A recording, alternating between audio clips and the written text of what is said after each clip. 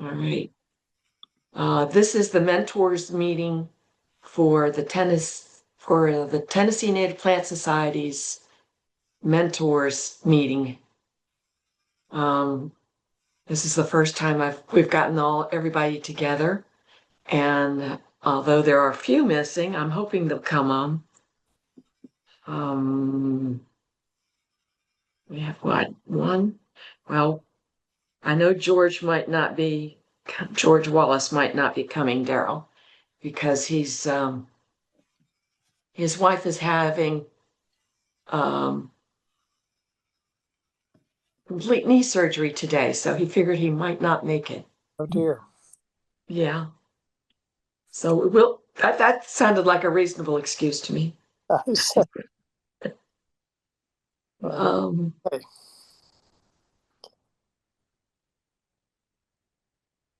All right, let's see, Elizabeth Burkhead's not here, and Kathy Lee. Okay, I've got everyone's here but those two. All right. So let's go ahead then. I thought we might start by letting everybody introduce themselves, and you're going to be able to do it much better than I can. Some of you are highly qualified and some of you are still learning. I'm in the learning category, but you're still going to hear from me. I have about 100 different species of native plants in my yard. When I moved into this house 10 years ago, I was bound and determined to get rid of all the non-native stuff, get it out of there and replace it with natives. And went whole hog right away, put in a lot of shrubs, have a lot of wildflowers. We've been putting in a few trees, even though we're a tiny suburban, middle of the neighborhood piece of property, very little space, but we've added all kinds of things. So because I've actually done hands-on with the native plants, it has been a learning experience for me, as it will be for those of you that are just starting your journeys. And maybe it'll be a good reminder for some of you folks who have learned an awful lot, some very quickly. Deborah, would you like to start off introducing yourself? Deborah has done a seminar for TNPS about her adventures, but I'll let her explain them. Great. Thank you very much, Karen. And thank you for asking me to participate. I'm very excited about it. My name is Deborah Rosenthal, and I live in White Bluff, which is in Dixon County, about 40 miles west of Nashville. I don't know the geographic range of everybody, so that's the area that We're across the entire state. Across the entire state. All right. So that's where I am. I started out about 6 years ago. When I first moved here, I knew nothing at all about native plants, and I actually planted some invasive species because I didn't understand what that meant. But luckily, I got introduced to the concept of native plants. And I went from, a relatively manageable sized butterfly garden to 25 acres of active restoration back to savanna and woodland and prairie, which were the historic ecosystems on our property. So I, in 5.5 years, have gone from knowing absolutely nothing to I'm still learning. I learn every single day, but I think I've got a pretty good handle on a lot of the native plants, certainly the ones that do well around here. And I battle invasive species every single day. Very good. All right, Sue, would you like to introduce yourself? Okay, I am originally from New Jersey. We came here just before COVID and became master gardeners 5 years ago. It's a continuation of learning, okay, but on our property, we have a rain garden, a pollinator garden, and a monarch waste station, and probably have at least 100 native plants. Some planted by the birds and others planted by us. We also have a close friend who has a nursery that grows and sells native plants. I'm in the Tri-Cities area of Johnson City, which is East Tennessee. And we've hosted many tours of our garden through Master Gardener classes. I'm on the leadership team of Sullivan County Master Gardener. We actually set up the classes for the new students, and we just have a great time continuing to learn and adding natives to our yard. We're in New Jersey. Bergen County, not far from New York City. Okay. I lived a while down in Tuckerton, south of Miles River, Mm. on the shore. Sharon, would you like to introduce yourself? Okay, I'm Sharon Mayu. Um, I'm new to the Tennessee Native Plant Society. I just joined this summer. Um, I went on the tour of Rita Venable's garden. Also, Kim had invited me to come to that, and I was like, yes, this is what I want to do. So I've learned a lot. I've been a master gardener since 2019, I think, same as Sue. And I've learned quite a bit through them. First of all, how to just gardening in Tennessee in general, and then really got more into the native plants. My yard is a typical suburban lot. We have an HOA that tells us what to do and what not to do. And I guess I have a mix of natives and non-natives, and they seem to be getting along just fine with each other. So we're going to keep going with that for a while, and then slowly work it to be more natives. But that's what I'm doing. Sounds good. Paul? Which one? Oh, Prill? I am in southeast Nashville, right in the heart of urban city, and I have about 4/10 of an acre. I've been at this for about 4.5 years. I've got about 170 species of native plants, inspired by Margie Hunter, and converted by Doug Ptolemy, who spoke the old hippie in me, which is now just fully emerged, well, almost fully emerged. There's still things that are illegal in Tennessee, so try to obey the laws. But so yes, it's been my training is actually medieval rhetoric, so this has been a complete shift, which is what I wanted when I retired, something that would give me new purpose and new reason to learn, and new reason to teach. So I do a lot of presentations around the city. And they're well enjoyed. I have too much fun for an old man. Okay. Rosanna?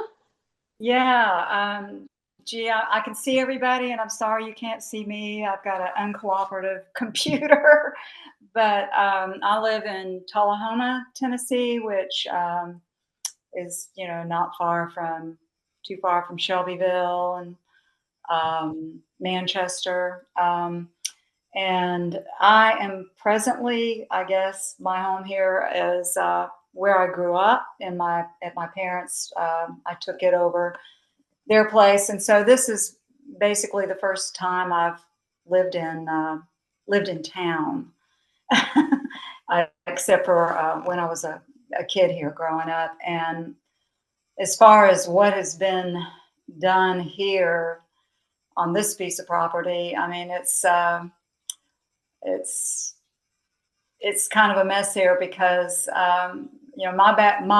my degree was in horticulture, and it's been a real challenging place because it's lots of clay, lots of shade, it's poorly drained. And so it's much different than any place that I've lived, because I've always had acreage and good soil and other challenges that were very different from this. So I'm in the process of learning a lot about oak barrens and also a lot of other problems that I haven't experienced before. But I guess I've been involved with native plants since, oh gosh, I guess the late 1990s. And mostly I was really involved in the Native Plant Society of Texas, and also with a master naturalist there, and worked as a park naturalist and did some contracting work with Lady Bird Johnson Wildflower Center. So all of that got me, you know, more and more into native plants and further away from cultivated species. So it's all been a very fun and educational process for me. Have you had a chance to meet Dennis Horn, who's a neighbor of yours now? Yes, I have. He's a great Wonderful. guy. Good. Super. For the rare one in the group that doesn't know yet, Dennis Horn has been the lead author in our wildflower identification book. And he's 90 now. So, but he's still leading a few hikes. He's very particular about which ones, though. Paul Alexander, your turn. All right. Well, hello, everybody.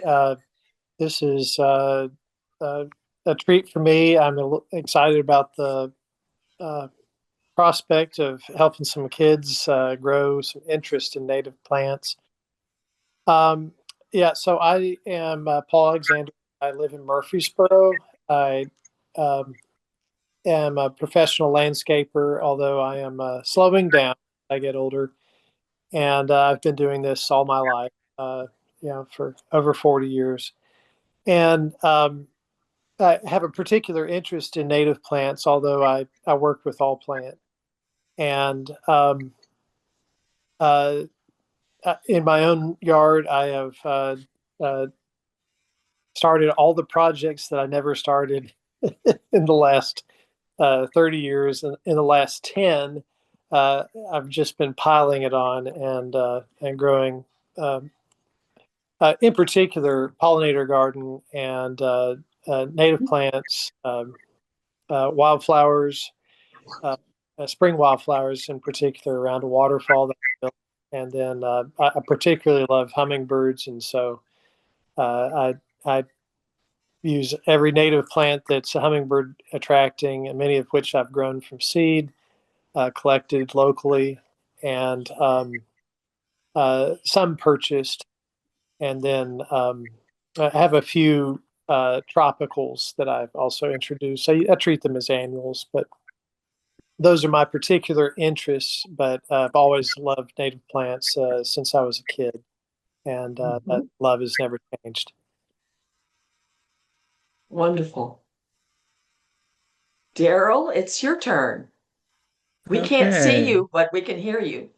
Yeah, I tried cleaning the lens on the camera and everything disappeared, but that was might be Sounds better than like a you might have a foggy loose wire picture somewhere. or a loose nut somewhere. Yeah, I'm Daryl Hess. I live close to Mount Juliet, Tennessee.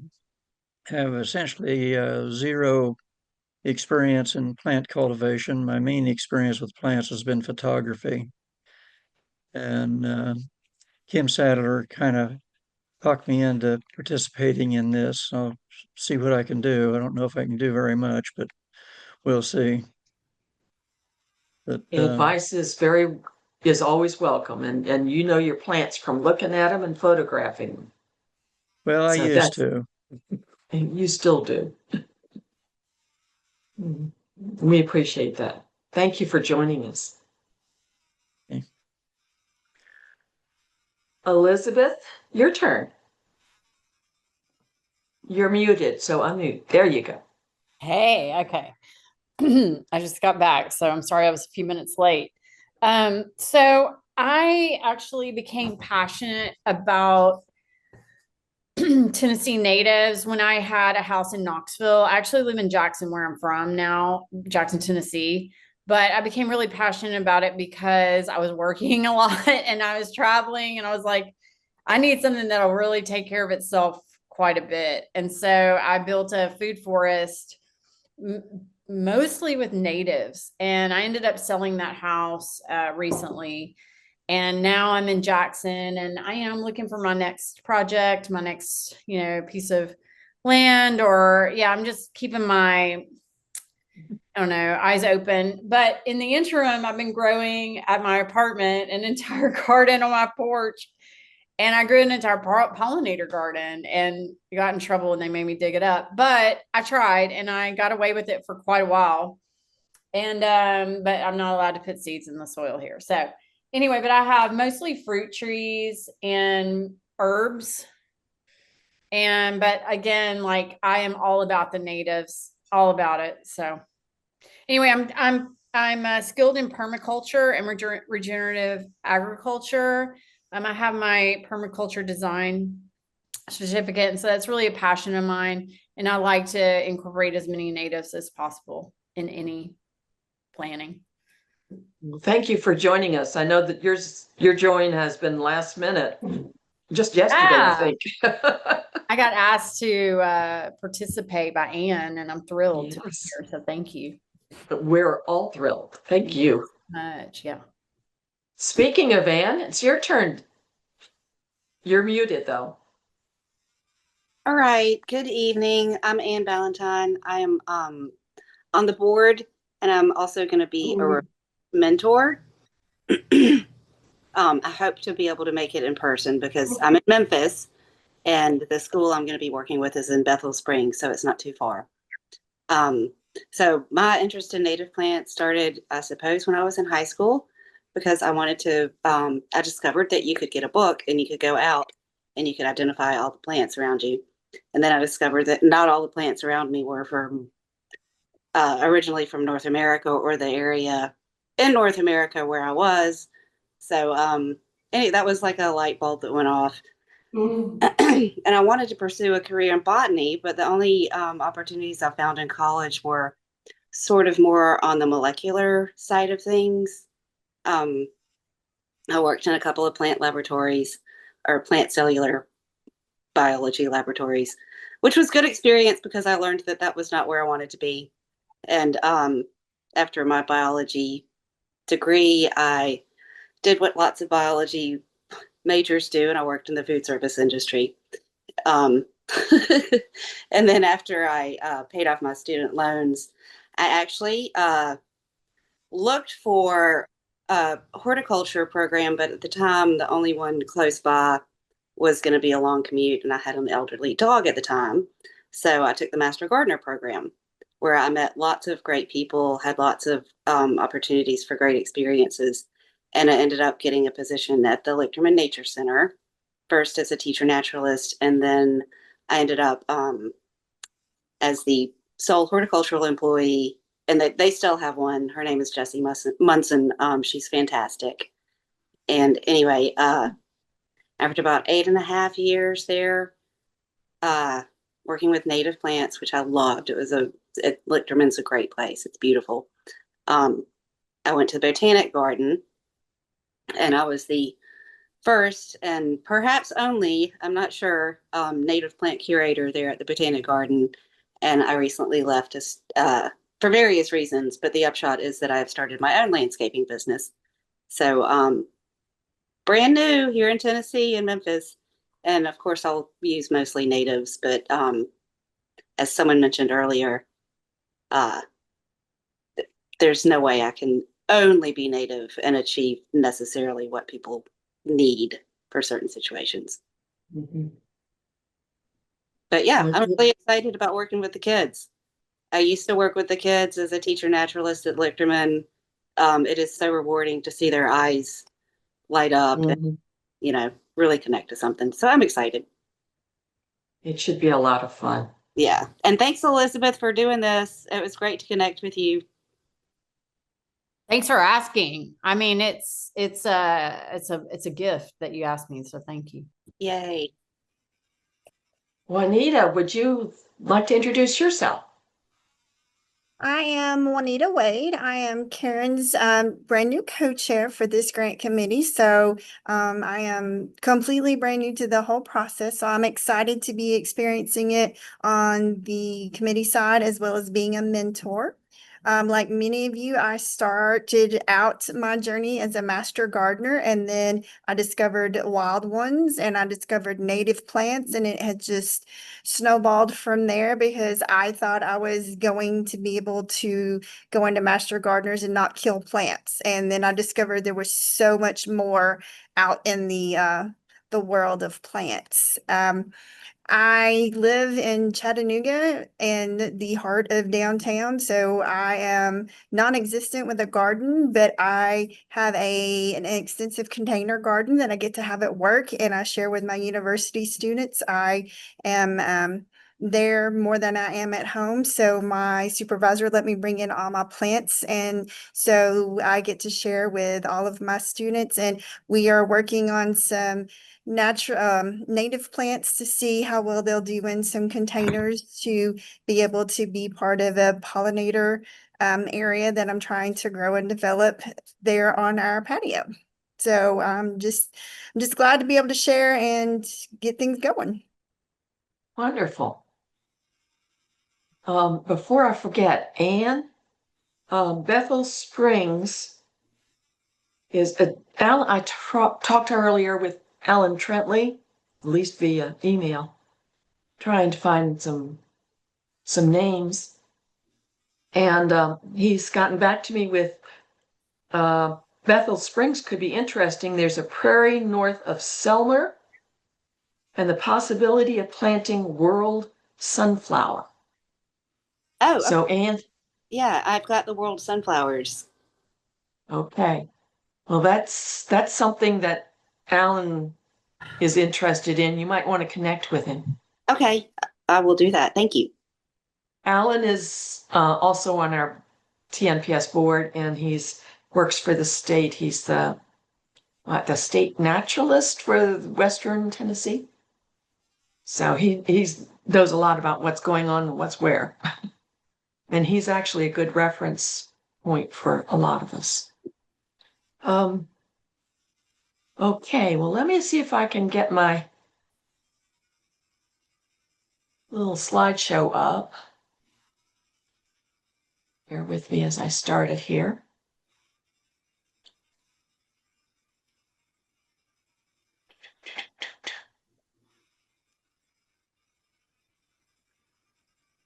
Can you see the slide? Yeah. I can't see anyone now. It's blocking my view. We just see. So you'll have to speak up. I can't see what's going on. No, we don't see your screen. It's not shared with us yet. Oh, it's not grants for native plants mentors meeting. Okay. Okay. I went back up.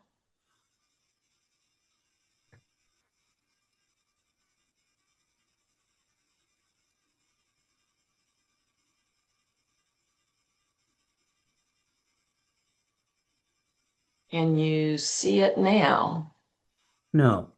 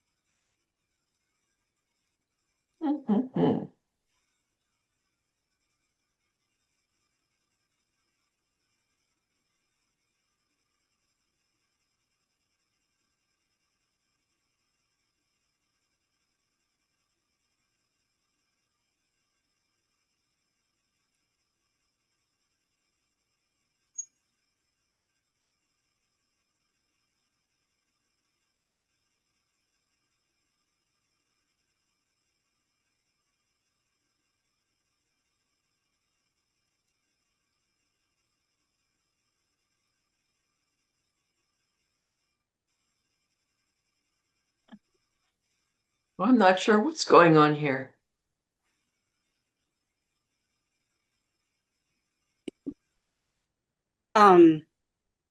Karen, I don't remember exactly what I did the last time I successfully shared my screen, but I did have to now not, obviously not close Zoom completely, but I did leave the Zoom app.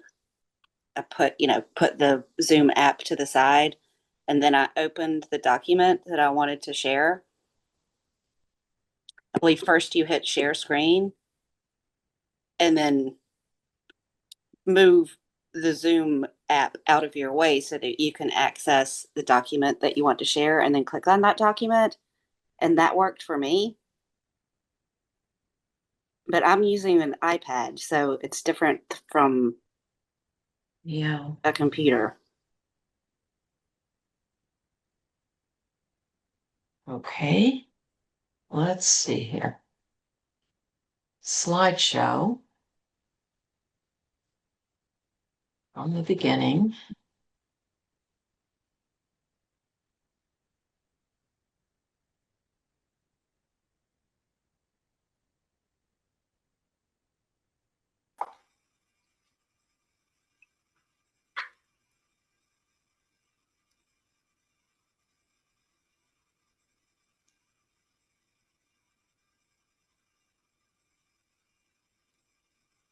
I just told it to start the slideshow from the beginning. Did anybody see it? No. No, Did you tell it through the share button? Oh, I did that Start with the before share earlier. button. This is start with the share button at the very bottom of your Zoom, Yeah, and then it'll tell you what things are open that you can share. but it's telling me everything but what I want. Ah, of course.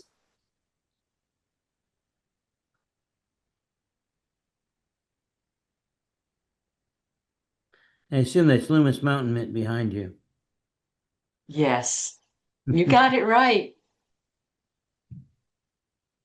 That's because I have it in my yard. Did I give you some of mine? You did. Okay.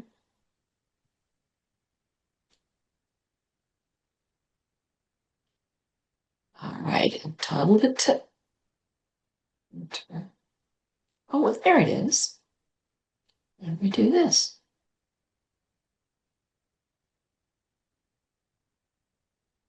It says the window I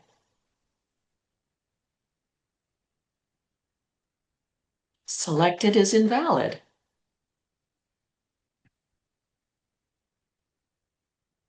This is not fun. That's very I usually help other people get this done, but I've never had this problem for myself. I've had this issue before and I was not able to resolve it. And it was really annoying because I had it all like I had it all prepared and Yeah, yeah. screen sharing has failed to start. Why? You could just walk us through the slides and talk through them. I will have to, I guess. Yeah, that's fine.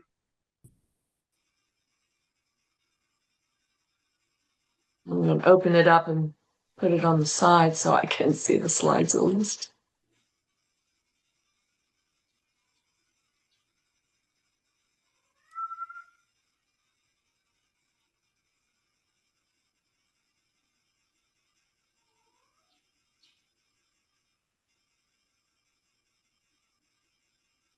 Well, sorry about that. Don't mean to waste your time trying to do this. All right, this is the mentors meeting. The goal for doing these grants in the first place, and this is our second year for those who are not yet familiar with it, is to provide schools with native habitats for an array of native pollinators and other wildlife, and to improve recognition and appreciation of our beautiful native plants. So this is why I'm doing this, why with the approval of TNPS and the backing of TNPS, we were able to hand out 10 grants, 10 $500 grants this year, which is considerable. I find it exciting. Last year we had 8 applicants. and we handed out 6 grants out of those 8. This year we had 20 applicants and 10 of them we are funding. So I think that's probably where we'll stay for a while.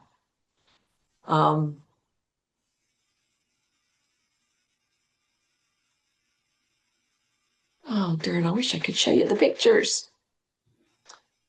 I was going to go through some of the plantings that were done last year and talk about what's right and what's wrong about them.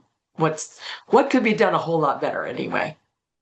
The first picture is an elementary school where they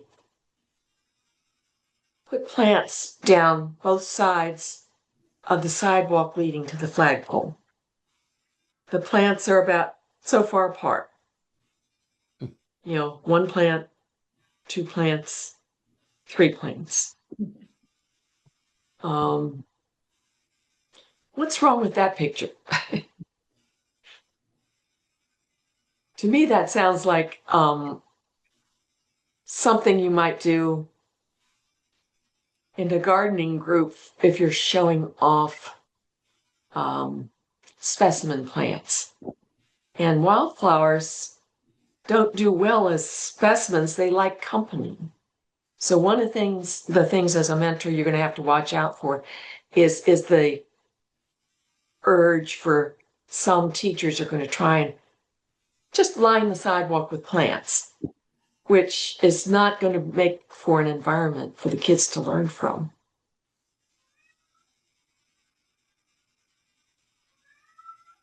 The next one, darn, I wish you could see this. It's at a high school,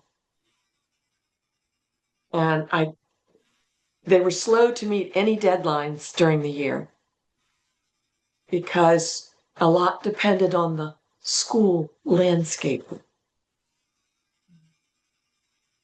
They hadn't, when the picture was taken that they provided at the end of the year, it doesn't have the mulch in place yet, and there were huge apologies. The landscaper hadn't showed up yet to put the mulch on. How about choked on that one? What they planted, and this is at a high school with $500, they planted 2 magnolia trees and 4 shrubs. And they're on one corner of the building in what looks like something that was put there to beautify the school. Has nothing to do with the students learning through hands-on activities in a native plant habitat. And the goal of this whole grants program is that the students should have opportunities to learn hands-on so that they can see plants, they can handle plants, they can plant plants, they can watch them grow, they can see what lands on them, what eats them or what pollinates them. So this is meant to be very much a student-oriented program. And all the schools are teaching something, some program that is based on hands-on learning. So the next school shows it's an elementary school, but it's 5th graders, 4th and 5th graders, and they've put in a rain garden. The picture doesn't show the rain garden very well. It does show the group of kids. And they're very happy and very proud, and they had really nice stories to tell about what they did. So mission achieved, I think. Even if there aren't grown plants in that area, I can't see any, but maybe. Another school, which is a middle school, who used raised beds. They have 8 or 10 raised beds. And I think the beds have been there, but they replanted them with native plants. Lots and lots of them. And they really are full. The raised beds are full. I see plants going in out of pots. So they've put an effort, and it's pictures of the kids doing everything, which excites me. And the star of the show, there is a high school environmental club that outdid themselves with this massive, absolutely massive habitat area with wood chips for a walkway. And they had a little bit money left over, so they used it on, they gathered up some scrap wood at the school, and they used that to get the extra funds to get some concrete, and they made a gate, a portico kind of a gate. It's an arch, more of an arch, I guess, for people to walk through to the garden. And it says, "Our garden." They took ownership of it. And it looks like it's pretty much a major portion of the front of the school. So the progress that some schools made, what some were able to accomplish, so far outshines others that seem to have done next to nothing. And this is a learning curve for me, for the committee. We're trying to understand, what can we get these schools to do? What can we guide them into doing that's going to benefit the kids and the environment?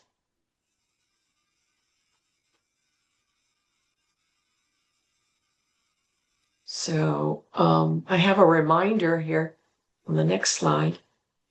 Can I interrupt you and ask you a question for a moment? Sure.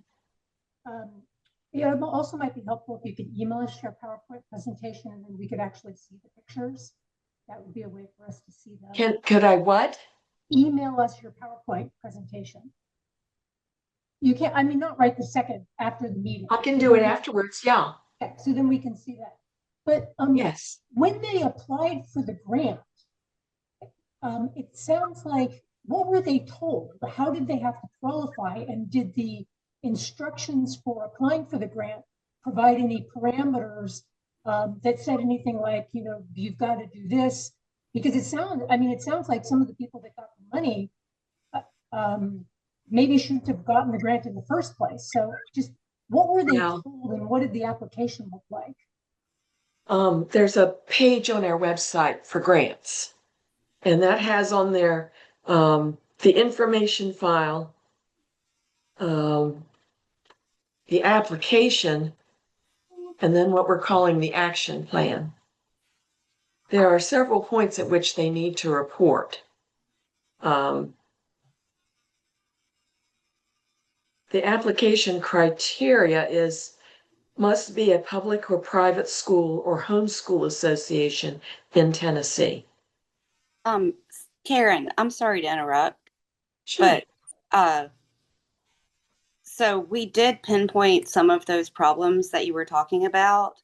Mm-hmm. And we revamped the application From last year. Yeah, and that was in hopes to weed out some of the problems that we had with some of the schools that were granted in 2025. Karen, did you send me that, or can you send us that application so at least Certainly. we know Certainly. what they have been told and what their direction was? Right. As- I can do the PowerPoint and this. Yes. I was going to ask, as mentors, what is our role in getting them to report on time? Do we get information from them and then we send it in, or we just remind them they need to do something? Remind them. Okay. The burden has got to be on them to do it. They have the option, they may apply for the same grant annually. We leave that open. That doesn't mean they'll get it. They can apply for it though. In other words, if they start this year with a project and they get partly gone on the way and they see so much more they want to do, they can reapply next year for another grant. And it's possible they'll get it again. Maybe they won't. They must be willing to use a hands-on student curriculum. The goals, number one, to provide schools with native habitat created and or improved by students. To improve recognition and appreciation of Tennessee native plants, leading to better conservation of our native species. Goal 3, to educate the public on the benefits of diverse native plants supporting a variety of native pollinators and wildlife. And 4, to supply native pollinators with food for both larval and adult stages of development. So, yeah, excuse me. The timeline, the grant application deadline was June 30th.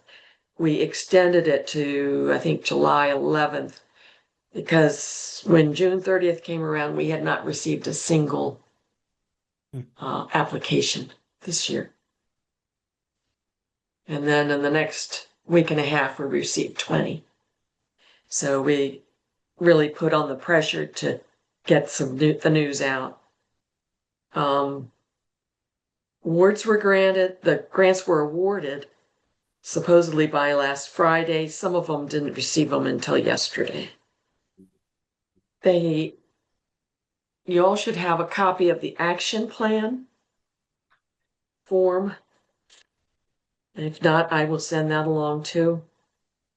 The action plan is something that you need to develop with the teachers and hopefully even the principal and maybe somebody in the maintenance crew. That's to make sure that they can get water and somebody is available to make sure that during the summer, those plants can get some water the first year. And some water during the school year too, to get them started. So that's the action plan includes that. It includes finding a location that's suitable, helping them to scale what they're doing to what they're capable of doing. That's a good one too. So the action plan is due September 1. So y'all are going to need to get together with your school teachers in the next few weeks here and help them come up with an action plan. It's them, they have to do it, but you have to participate. You're there to advise them. And, if they're going to do an acre kind of a habitat, you might want to try and dissuade them a little bit on that and get them to scale down to what they can handle. Well, the action plan's due September 1. After they turn in, the hammer for that one is, after they turn in the action plan, they will be provided with their $500 check. They don't get the check until they turn in the action plan. They also received 2 books, our wildflowers book and a book on trees and shrubs, our winter woodies book. We do ask that the schools provide before and after photographs at the end of the school year. And this year we're asking for the number of and species of plants used, a student written article, and an extended maintenance plan. And that's due by May 9th. I don't know if we need to scale that to a later date or not. We did have one school that did not make that date last year. So that's what the information is. And the application. We, each year we're finding things that we want to know more about. That we can do a little better with the application and the whole process. So as Anne pointed out, we did do a major revision of everything for this year as opposed to last year. Before they get to planting, They need to take a look, and this is one thing you can probably help them with. They need to observe the levels of soil moisture and check any historical information available. Is the soil wet, moist, dry, periodically flooded? What? What's the moisture level? Help them figure out what the hours of sunlight are for that location. Is it strong sun, sunny, partial shade, or shade? And then they also need to check soil composition. Is it clay? Is it loam, sand, limestone? What constitutes the soil? With those three parameters, they should be able to choose the right plants for that location. And you might have to talk them into how to do that. Some teachers are going to be better qualified than others about doing that. But I'm hoping y'all will guide them. Another thing you might want to help them check out is, are there herbivores present that might enjoy the salad of new plants that they're providing? I put out $150 worth of new plants, and my bunnies were happy as could be. So my husband made little cages for the three that were being hit the worst. They were eaten from this high down to this high. We put the cage around them. They're now back up to about this high. So I'm hoping my money wasn't squandered. They won't go after all the plants. They're going to be real choosy. But you might want to at least be aware and have some backup ideas on what to do if there are, herbivores that are going to attack and raid your garden. Or armadillos. Oh, yeah, they'll poke nice holes in there, but they're going after the grubs that would probably damage the plants anyway, wouldn't they? Right. They can plow it up. Well, they aerate the soil, don't they? They do. Sometimes they take some plants with them. Oh, yeah, they're very inconsiderate about aerating the soil. That's right. Yeah, That's right. We had moles take out a whole tree. They made their colony directly under the tree. So they ate up all the roots. Tree couldn't handle it. Now the next list I have is what native plants don't need. And I'll go slow because I know I'm going to get some pushback from some of you landscapers. Karen, can I ask you a question before we go Sure. further? Okay, you're talking about schools. Where are these schools? They're all across the state. Okay, You're in obviously. Eastern Tennessee. Yours is over near you in Eastern Tennessee. I Okay, think so yours is in, you didn't find out what school it was yet? no. Oh, I'm so sorry about that, Sue. Your school is, you've got Seed Keepers Forest School. That'll be a fun one. And where is that? I believe I'm going to say Johnson City.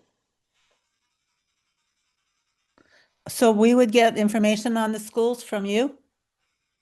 Well, they're supposed to contact you directly, Oh, but I can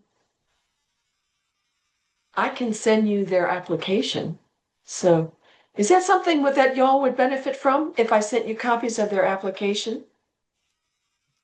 Yes. Okay, why don't I do that? I think that would be a great idea. And then we have an idea of Yes. what they're aiming for. That's a great idea. All right. and the contact information would be It's sent to on their us? form. It's all on their form.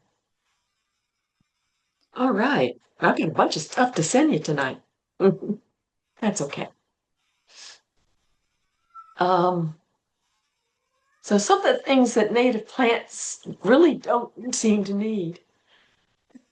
Excuse me. They don't need fertilizer. You've got to remember that native plants evolved in the soils that we have here in Tennessee. And if you're putting them in the right place, you don't need to give them any fertilizer.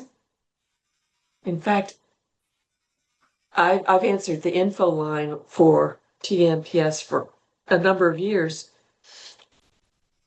And I was surprised how many people say, oh, what do I do for my native plants? I put it in the ground, they're dying. I'll give it some more water. I'll give it some more fertilizer. And I say, stop. You've probably already given them too much. That's how I am with geraniums. I always kill geraniums. Not the native ones, they're growing fine, but the ones that don't belong here, I always overwater them. But that's easy enough to do with a lot of our native plants. They don't need mollycoddling. They don't need to be, they don't need a lot of special treatment. They started here. They belong here. They're adapted to here. So if you match it up to the right location at the school, it doesn't need fertilizer.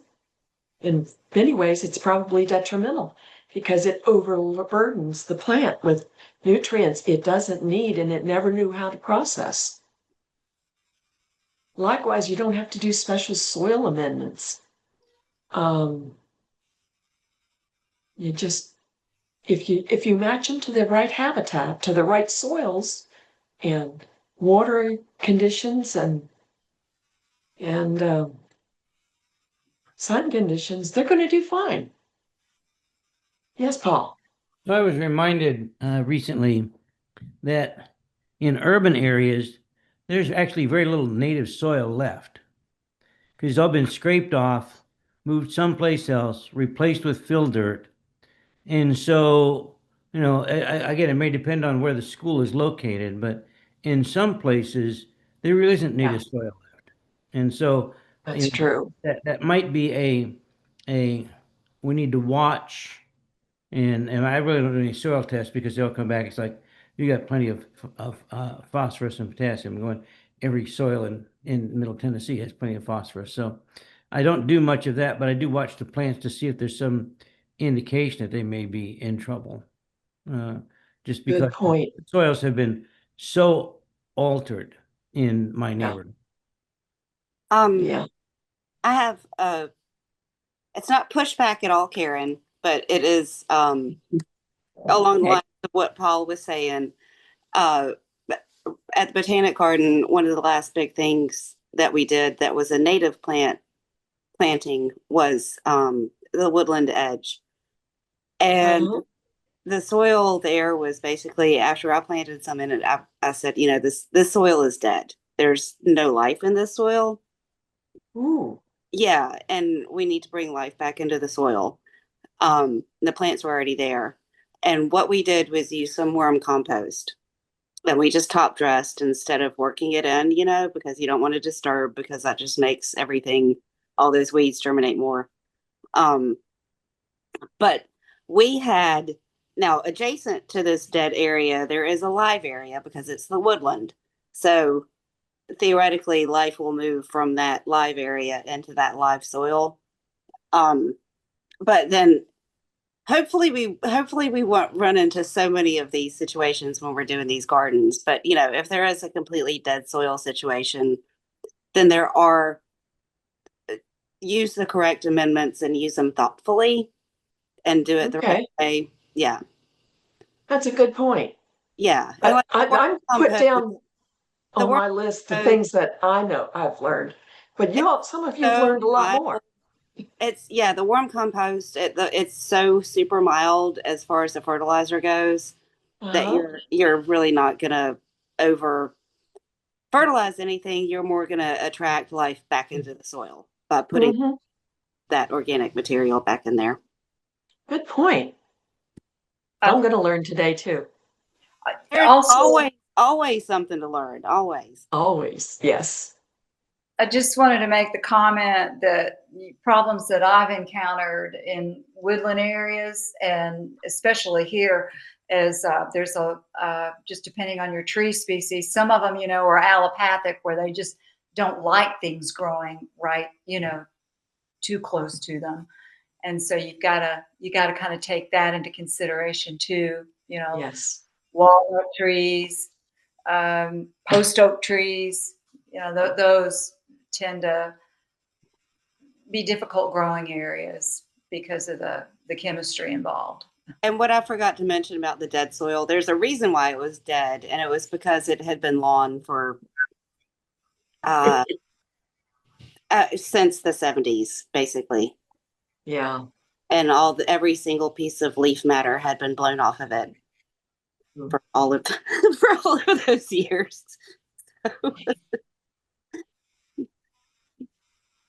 Yeah, my husband's into his leaf blower too.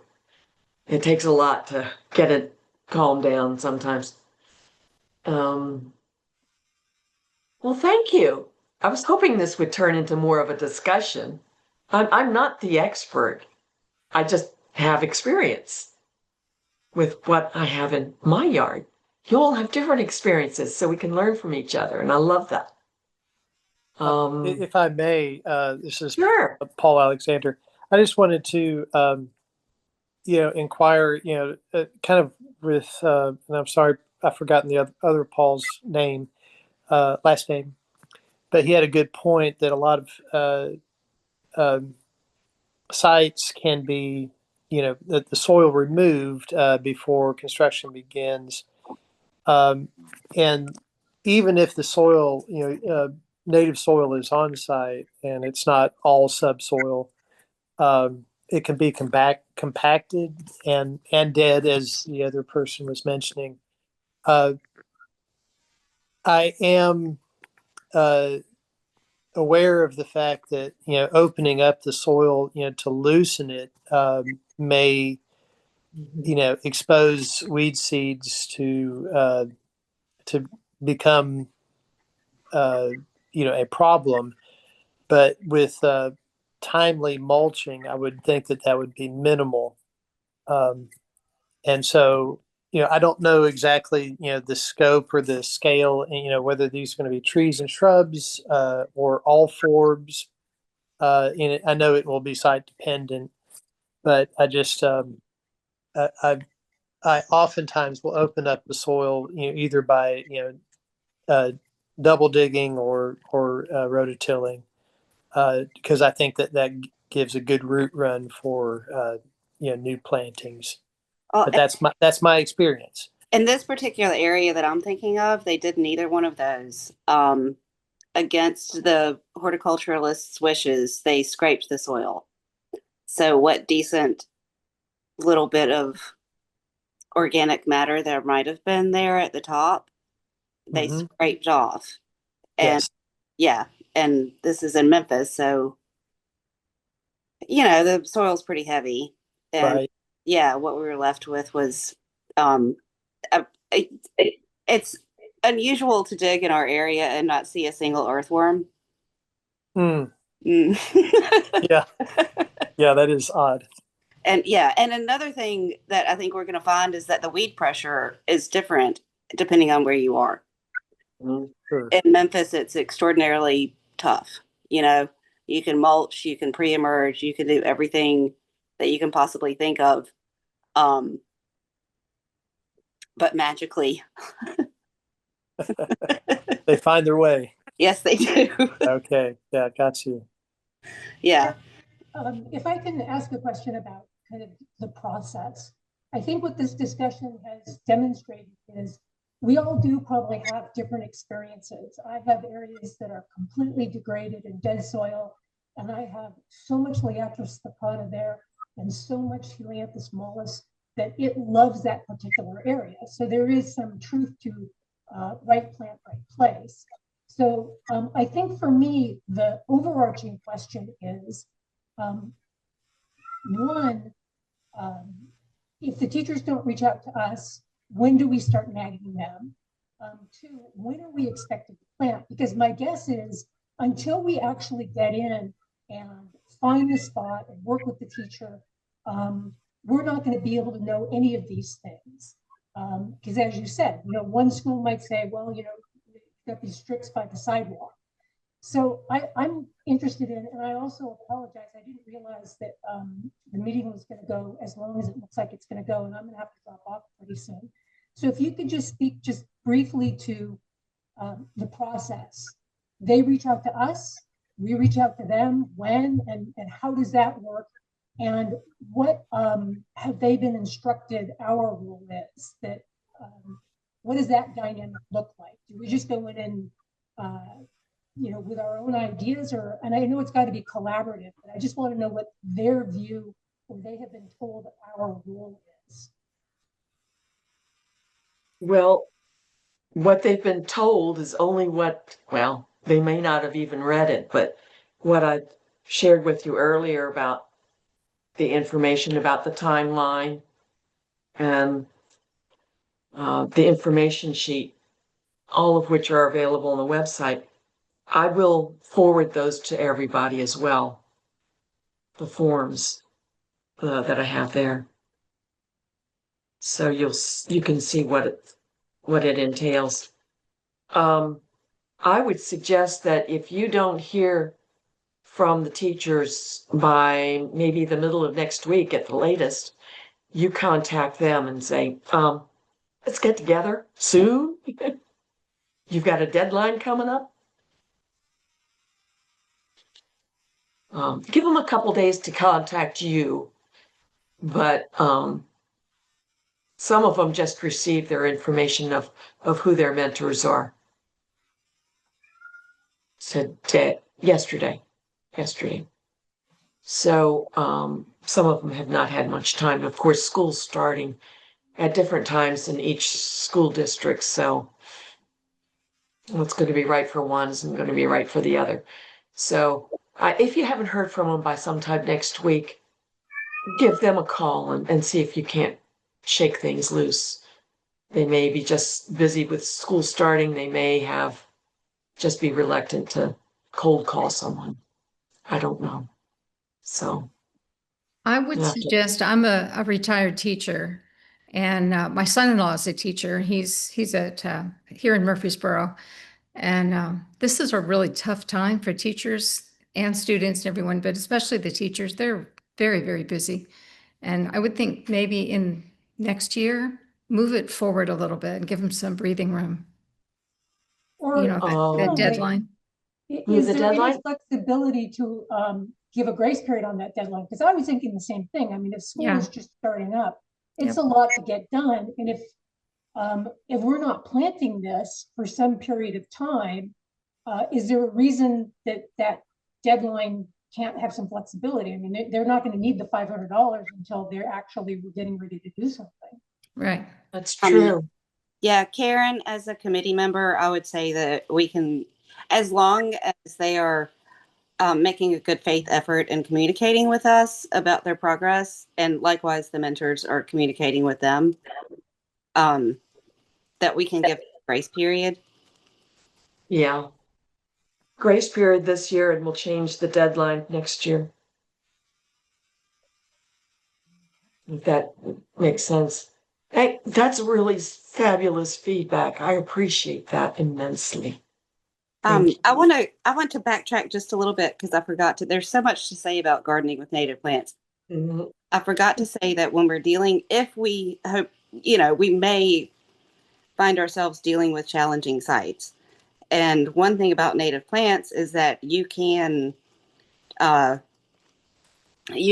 the soil just by planting the correct native plant, as I've forgotten her name, but as someone here was already saying, Helianthus mollis growing over here where nothing else will.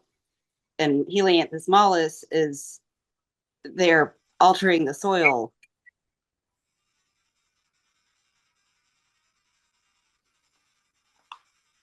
Sounds good. And and you may end up with, which is, and I didn't talk about my own yard, but it's sort of what I'm doing with my own backyard. It was a bunch of invasives, and going through all of the various things that are going to come up.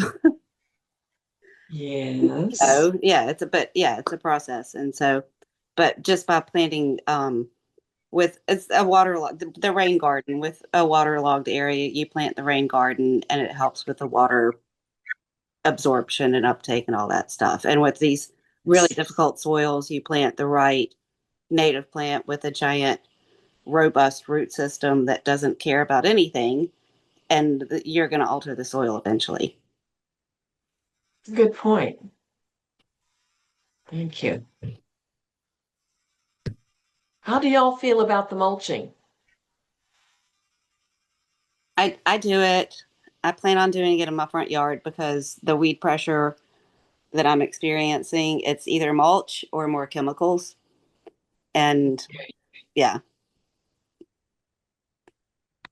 I would suggest not heavy mulching. I mean, And my reason for that is that they won't be able to self-seed if you put too much mulch down. and that depends on the species. Okay. Yeah. And again, this is going to put it's going to be a regional thing depending Yeah. on where you are and what species you're able to grow. Mm-hmm. You know, but I can see at least in a situation in West Tennessee where our toughest weeds really thrive in this really hot, dry weather, and they're incredible. And I mean, it's remarkable, and it's a testament to plants and how incredible they are. That may be a situation where you do want to mulch, and hopefully you Yeah. won't have to mulch eventually because you'll have the green mulch that you're going to achieve by planting the correct mixture of native plants. Yes. Karen, one of the things I was thinking about is, are we, again, I don't know, fall is a great time to plant, but I don't think that we're going to be able to do any planting this fall because it's, right around the corner. So I think that this is probably going to be more of a spring planting. Are we allowed to use plugs from something like Plants by Izell, although they're not local ecotype? You're going to get more bang for your buck. And I was also, depending on what the area that they're going to choose is, I'm getting a whole bunch of seed for some of my restoration. And am I allowed to just donate some of that seed? So you can have landscape plugs, and we're just going to throw seed around that I think might do well and let that come up as well. Is that within our authority Sure. and purview to do? Certainly. Certainly. You're the guide for them, for that school. So is generally spring when last year when they were planted? Most planted in the spring, a few planted in the fall. Trees and shrubs do better if you put them in the fall. And some of the wildflowers do too. Mm-hmm. So I just imagine it's going to be whatever fits the schedule I for know the teacher. the school that I found the mentor for last year in Shelby County or Tipton County. She is experienced gardener, and her strategy was to do a fall planting and a spring planting. And that's what they ended up doing. Just to have some insurance in case the really bad winter, the really bad summer. Yes, that's a nice approach, I think. It might not work for everyone, but it should work for some. Yeah, and she thought about what would work better to plant in the fall versus the spring, basically. And that's also going to depend on availability, of course. Yes. Yes. Um, a few of the other things I had listed to talk about, daily watering. That's probably not a good idea except for the first week or two, because it tends to encourage shallow roots, whereas you want the plants to go ahead and develop their deep roots, which is what wildflowers are good at doing, which gets them through. Once they develop those deeper roots, they're going to manage very well, even in very warm situations, at least for a while. Use of pesticides and insecticides. When I talk with the master gardeners, I tell them, don't do that. That if you don't like the holes in the leaves, then observe the 10-foot rule. 10-foot rule. If you can't stand those holes in your leaves, back up 10 feet and they disappear. And the holes in the leaves just mean that you're feeding wildlife. You're feeding the insects. The pollinators are eating that too. Any comments on pesticides, insecticides? Do any of you use them liberally or very, very, very judiciously? I call it the 12-step rule. Oh, 12, okay. Take 12 Not the steps 10 foot, backwards, yeah. 12 step, huh? But yeah, I'm no. Yeah, Karen, I would strongly discourage the use of any Yeah. insecticides or pesticides. I mean, absolutely, I would strongly discourage that. Yeah. That's helps you develop dead soil. Karen, do you know, are we primarily, is it the teacher that we're working with? Is it Yes. up to the teacher to determine whether we actually work with the students and the nature of that relationship, or what happened last year? Were people working with students or just the teachers? Both cases. Some went one way, some went another. It depends on the teacher, and they'll know their students after the first month. They'll know their students reasonably well and what can be handled and managed. But yeah, a lot of the mentors got in there the day of planting with and helped out. I mean, because you can show them how to plant a plant. And there usually are enough kids that there's plenty enough for the teacher and the mentor to go around. Keep you both very busy. So, yeah. Okay, But so you don't- basically it's within our purview to figure out what works best with the teacher for this site, and we've got broad discretion. You do. I trust you guys. I mean, you're the ones who are on the ground seeing this. So you're the ones who are going to be able to make those judgment calls. I don't think we can do it as a grant committee and say, you must do this, you can't do that. Because we can't see the situation at each school. And it's going to be radically different in some cases. And we won't know. So we have to trust your judgment. So. I have a question regarding.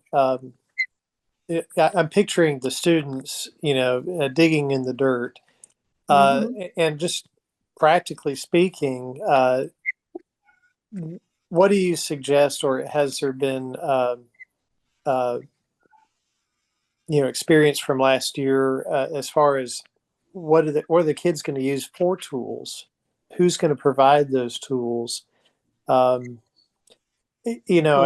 me, I have everything that I need to do what I do, but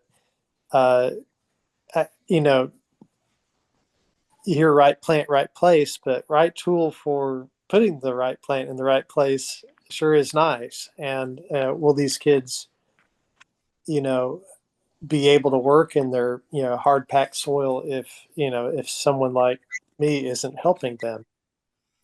These are questions they're rolling through my mind. Yeah, I hear you. There are several ways that can be approached. They're allowed to use some of that money of the grant. They can put that towards some of the tools they need. In other words, if they want to get a dozen trowels and a dozen shovels, sure. Hand tools. If they need to get gloves for some of the kids, go for it. Yeah. That's what the money is for. Okay. I can't foresee what they're gonna need. Right. The committee can't foresee what they're gonna need at each school. Some of these schools have greenhouses, so they probably have plenty of tools. Okay. You just have to check around and say, help them find the tools. Some of them, depends on the area of Tennessee. Some of them will have a lot of home tools available. So you can, they can ask if they have tools at home they can bring in for the day.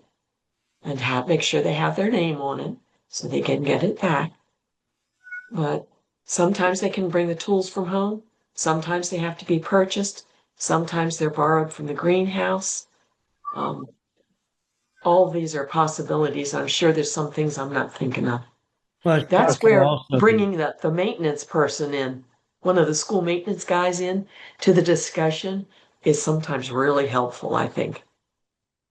sometimes the local Home Depot or Ace Hardware, Walmart, Lowe's might be willing to donate a few small tools to a project.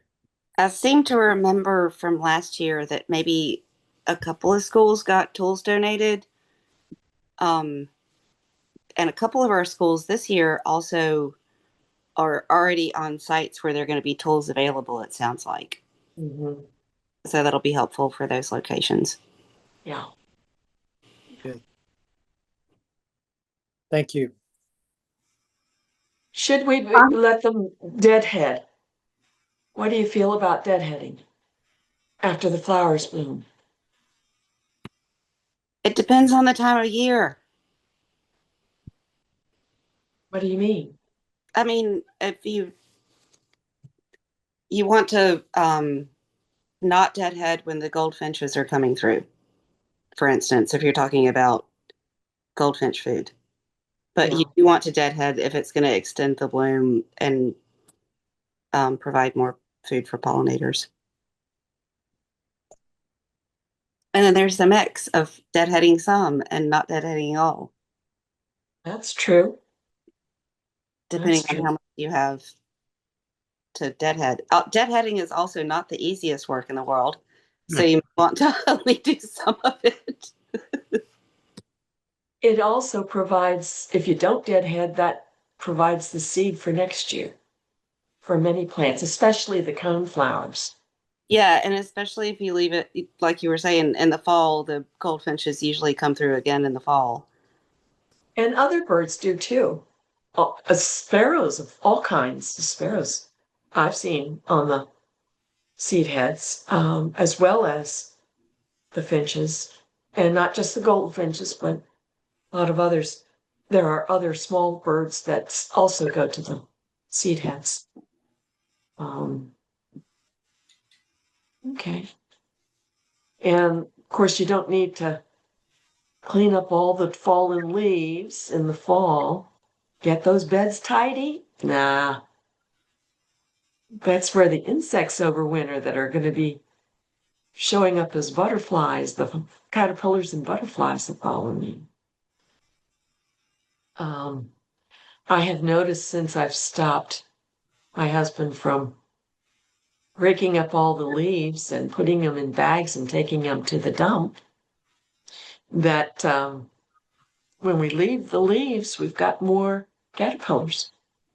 And if more caterpillars means more birds. So, have any or all of you read Doug Tallamy's books? How many of you have read Doug Tallamy's books? One or more of them? Okay, a few of us. Okay. I'm on 4. I heard, I'm on the fourth one too. I heard him speak, and I had the privilege of going out to dinner with him. Oh my gosh. Yeah, I read Edward O. Wilson's books. I don't know if any of y'all read his stuff. Anyway, he was the alarmist in the he was the first environmental alarmist. But yeah. So yeah, I got to go Ant guy. He's the guy that did all the research on ants a long time ago. Yes. Right. Yeah. Right. Yeah. Yeah. Amazing guy. But yeah, Doug Ptolemy, he is the most humble, just yeah, it was truly a pleasure and an honor. And I had wrecked, not my fault, but I had gotten in a car wreck earlier that day, and all I wanted to do was go home. But I was like, no, you're gonna go to. Yeah, that's an opportunity of a lifetime. Yeah, you can't go home even though your car is totaled. Yeah, a lot of people would have kneecapped you for that privilege. Yeah, exactly. But yeah, I gotta say, just a super humble guy, and he he was, from the story he told me, he was shocked and amazed that his message was getting out there, and here it is now. So Yes, not only four books in, but also um, with the website and the entire organization of was it Backyard Homegrown National Park. Homegrown National Park? Thank you. You're welcome. I always want to scramble it up. Homegrown National Park, and that is also an excellent place to go for information. Mary And Reynolds is doing the same thing in England. who is? Mary Reynolds in the United Kingdom. It's called the Okay. Random Kindness. We are the Ark. Okay. Yeah. So it's spreading around in It different ways. is. It is. It's certainly a movement that's really getting quite a bit of traction. Any of you who haven't yet read anything by Doug Talmy, we highly recommend it. You'll be amazed. Okay. Is there anything else you can think of that we need to talk about in I have a connection? question, Rosanna Sure. here. Go ahead, Susanna. One question I have is, I think, I have the Hickerson Elementary School, and, you think about, okay, what if, and I don't know, I don't have, and I didn't know if we're going to be sent the applicant's contact information in case they don't reach I out. will. Okay. I'll send it tonight. And you're going to be busy. And the other question I had, if let's say that they're first graders. I mean, I don't have any idea of their Yeah. age.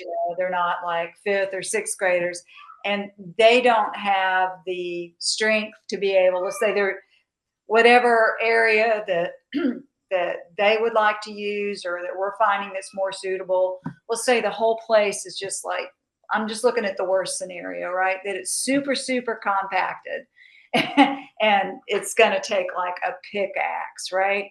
And these kids can't, go out there and really be able to do that. And so as far as using something mechanized, like a tiller or, something like that, to be able to go in there and do that, and get somebody to do that to help, give some till to the soil to where they can be able to get their hands in it and enjoy doing that. Yeah. I mean, looking at it holistically, that could be a possibility. And I just wanted to see about that. You certainly won't be chastised for doing that. Okay. I mean, you're going to have unusual situations, and you're going to have to roll with it. This is another reason we can't dictate absolutes.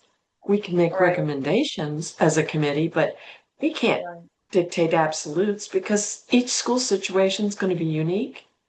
The teachers, the kids, it's all going to be unique. Yeah. So use your best judgment on it. And don't hesitate to, send an email to me, and I'll make sure the rest of the committee or some of the other mentors that have certain skills, I might forward it to them and say, what do you think? Do you have any suggestions? That's one of the reasons for getting this group together. You have different strengths here. Yeah. And we need to be able to lean on each other a little bit, because this is a constant learning process. It's not a case of sit down, learn something, and be done with it. It's constant learning in my book. yeah, Karen, I totally agree. And it's such a great program. Thank you, Karen, for doing all this. I think it's got possibilities. Oh yeah. Oh yeah. But like the question that was just asked, what do we do if we have a really challenging planting situation? Okay, you could perhaps there would be a better planting site, maybe. Right. Generally, the elementary school teachers tend to take that into consideration because they know they're dealing with tiny Yeah. But if they wanted to, say, for instance, expand into another area, it could be an experiment for them. And this is just where my mind went, experiment with different ways of, say, killing off the vegetation without using herbicides, seeing which is most effective, and see just different plots and how they tried to improve the planting conditions and what they planted, and a whole science experiment could be made out of something like that. Right. I think the thing that, I did this at a Head Start school that got a really big grant in Texas, and it ended up being a huge project. It was a lot of fun, but in that, it's like working with younger kids as opposed to like high school kids or, elementary kids that are like in like fifth or sixth grade. It ended up being, more of a work for the people who were involved, the volunteers that were involved doing it, because, the kids at that age being what, 4 years old, 5 years old, it was, they couldn't do a whole lot, but just go out and make mud pies and stuff, which they did, which was a lot of fun. But it also, the thing that, that I was working on and thinking about, like, well, trying to meet their needs and suggestions with plants, like with kids that age, it ended up being like looking at native plants and planting native plants that, were known for leaf texture and, sensorial things, like smell, touch, and of course, especially, plants that attracted lots of pollinators and, larval sources for them so they could go out and observe them. And it ended up being just a great experience for everybody, but just the challenges of working with different age groups are going to be different, and It is. and even the plant choices, like the plants that little kids would get a big bang out of, older kids may not, as far as natives. So trying to think about, helping get that to mesh together good. Karen, we should tap her for if we get a application, because Karen, didn't we decided this year to leave out the youngest cohort? Yeah, because we had a number of pre-K facilities that were applying, and I went, ay, ay, ay, ay. yeah, We left them off in the beginning. Their applications weren't great to begin with, but it was real easy to say, I think next year we're going to have some limitations on ages here.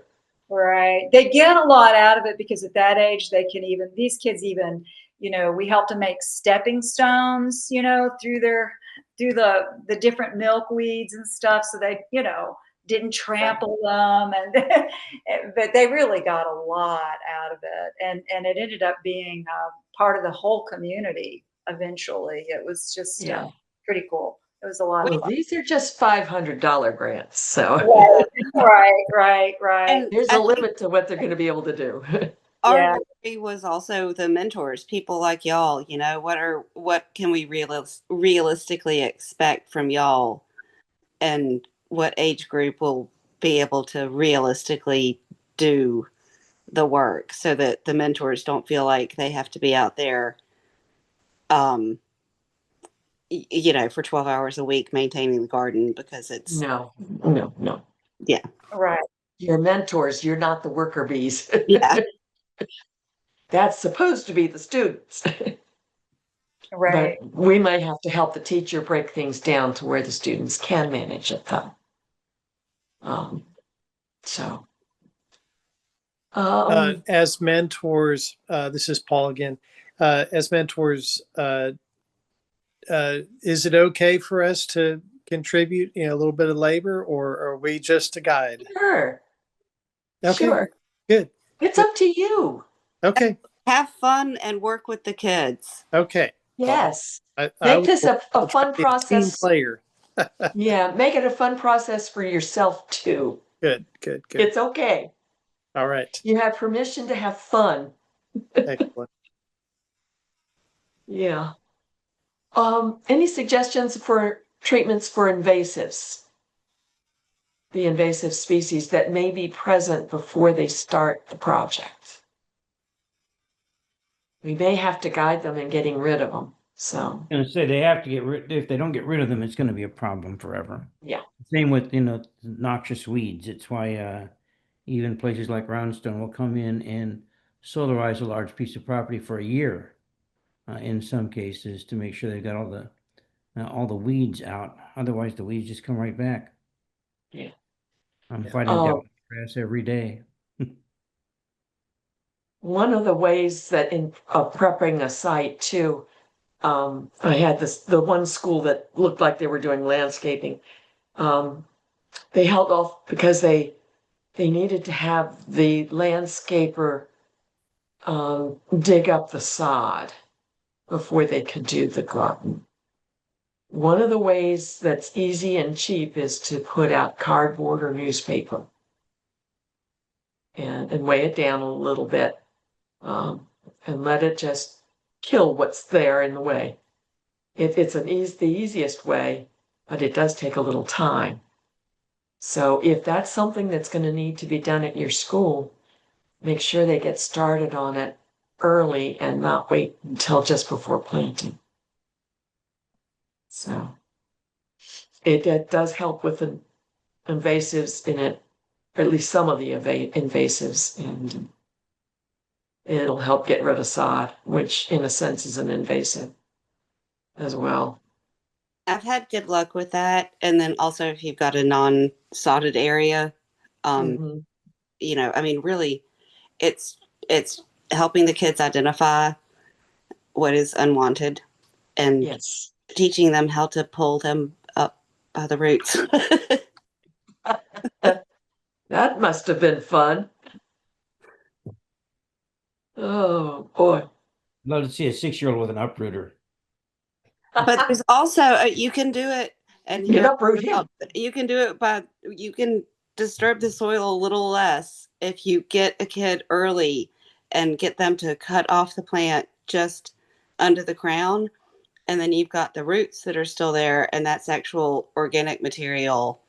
And if you take all the meristem away, for most, not all, but lots of weeds, you can just cut it off at a certain point and it won't resprout. Then you've got degrading roots underground.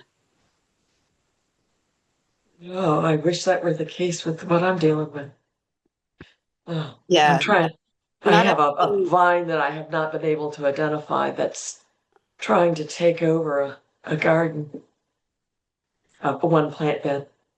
I've got that. I don't know if well, it's used as an ornamental, unfortunately. Fish mint is a common name for it. And yeah, that is one that does not work with. Not at all. Mhm. Okay. Any other questions from folks? What other ideas and things do you need information on? You can always send an email to me. And you've actually got my phone number, so you can send me a text.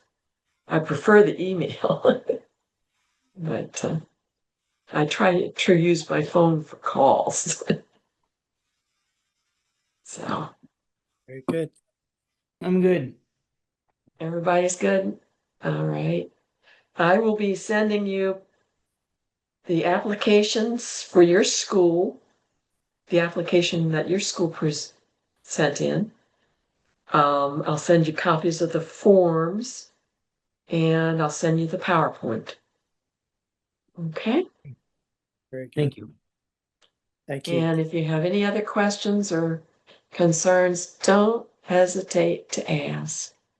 If I don't have an answer, I'll go to Ann, or I'll go to Rosanna, or I'll go to Paul, one of the Pauls, or Deborah. You know, we've got different strengths. And there are people certainly in TNPS that have other strengths. Alan Trentley over in Jackson is another good reference. So, thank you. Thank you for taking the time out of your day to meet and share your feelings, your knowledge, and let us get to know each other a little bit. Much Thank you. appreciated. Thanks. Much appreciated. Bye. I think we've got a great group of mentors this year. I'm so excited.